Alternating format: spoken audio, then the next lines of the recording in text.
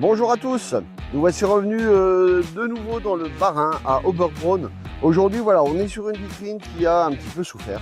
Il faut savoir que quelques jours après le semis, on a eu la chance de prendre de la pluie ici. Sauf que cette pluie s'est traduite par un orage qui a donné du coup naissance à une croûte de battance. Croûte de battance, c'est quoi ça? En fait, c'est simple, c'est quand vos gouttes d'eau vont venir percuter les mottes de terre, elles vont les dissocier, elles vont les désagréger.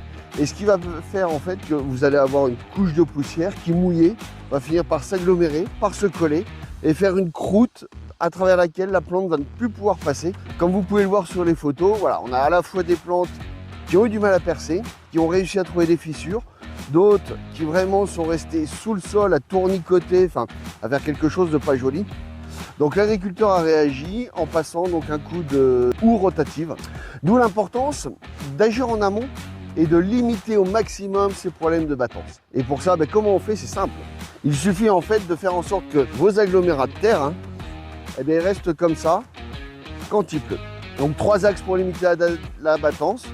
Le type de sol, et ça on ne peut rien y faire. Limiter le travail du sol pour limiter la poussière et éviter justement que cette croûte se forme. La matière organique aussi va jouer son rôle d'agglomérat et de tenir ensemble toutes ces mottes de terre.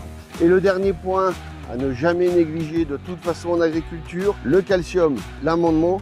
Le calcium va servir de liant entre les éléments et va servir de pont vraiment chimique entre les éléments pour qu'ils se tiennent.